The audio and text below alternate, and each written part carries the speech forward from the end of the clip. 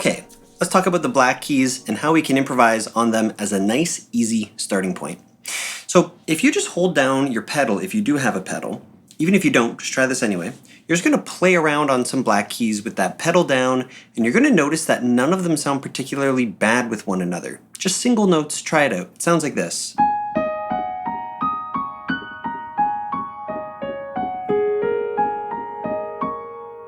Sounds fine. In fact, it's so safe that even wind can play this. This is known as the pentatonic scale, and we're going to go deeper into it later within the course, but for now, all you need to know is that the black keys are nice and safe, and if wind can even play it in a chaotic sort of way, then these notes must be pretty safe to play around with. So in the last class, we talked about keeping a steady pulse as our sort of starting point. So right away, I just want you to play around on these black keys, but keep a steady pulse. If this feels too fast, pause the video, go at your own speed, but I feel like this should be pretty doable. Okay, now what are we going to do with our left hand? That's the next big question.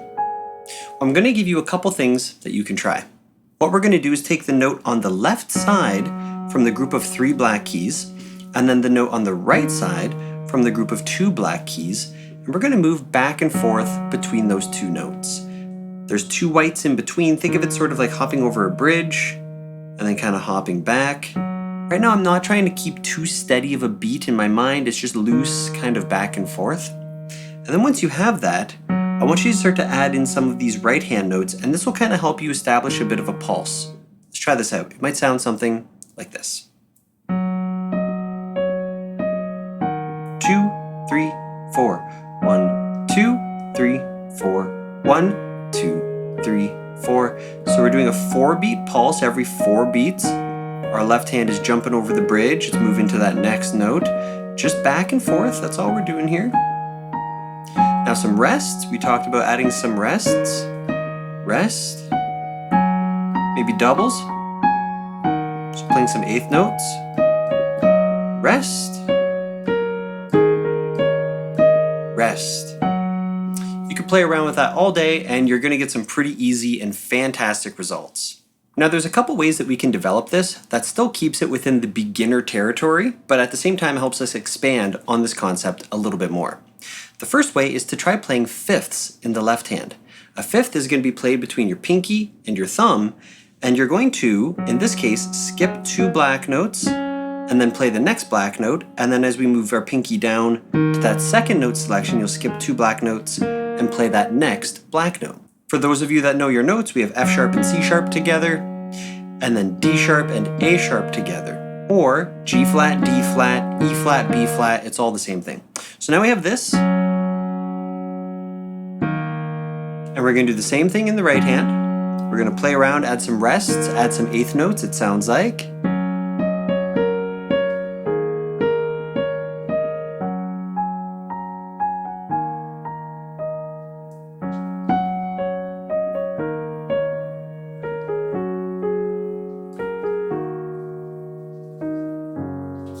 Okay, so I finished with a few extra notes. That's a full chord.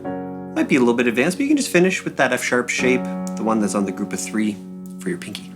Now, if you're comfortable stretching an octave in your right hand, C sharp to C sharp, or D sharp to D sharp, you can develop your melody by starting to add in these octaves. Might sound something like this.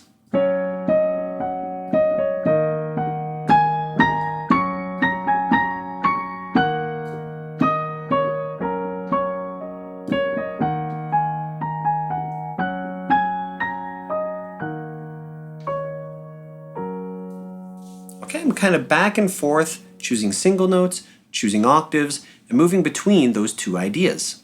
Now, once you get comfortable with that, another thing you can try is venturing outside of the 2 black notes that I've given you, this F sharp for the left hand and D sharp. You can start to play around on the other black keys. The only thing is the concept of this 5th moving back and forth works on all the black keys except for this B flat here. It's a black to a white, so unless you're intending on trying that out, which is more advanced, I would say just go back to single notes in the left hand, but be more adventurous with your note selection. I would recommend ending on this note if you want a more happy major sound, or this note if you want a more sad minor sound. Let's try it out. Might sound something like this.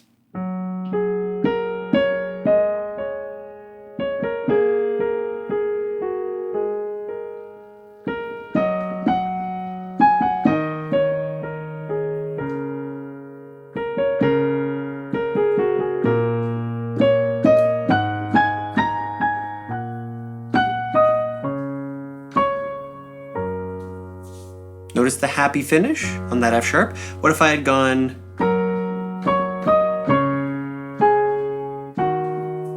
Now it sounds a little more sad when we finish on this note here, the D sharp. The point here is just to get you playing around, just like finger two, both hands. Everyone can improvise, but I think when we first start trying to learn about improvisation, we say to ourselves, I can't improvise on piano, and some people are terrified of it. It's like performance anxiety sort of thing, but it doesn't have to be like that. You can just hold your pedal down, play around up on the black keys, and already you've convinced yourself, I can do it, I can improvise. And from there, it's about adding slight layers of difficulty and nuance so that you can really hone in and develop that skill. So remember, left hand between these two notes here, F sharp and D sharp. You can try the left hand with a fifth, pinky and thumb, where the pinky is aiming for those two black notes, or even just single notes but venturing away from those two as your selection, but still likely finishing and starting on one of these two notes. F sharp will give you the major finish, and D sharp will give you the more minor sounding finish. You can also add octaves into the right hand to just help develop things a little bit more and make things feel a little bit more big and bombastic, but you can also try adding other pairs of notes that we haven't talked about, just randomly. Could be these two, even two beside each other. It's all what you do with it from that point. If it sounds bad, just don't linger on it for very long. Usually you just have to move one note a very small amount to help relieve that tension. So we've outlined your first improv up on the black keys, kept things nice and easy peasy. Play around with that, have some fun, because in the next class we're going to make things slightly more difficult, but again, notch by notch, that's the plan. I'll see you in the next class.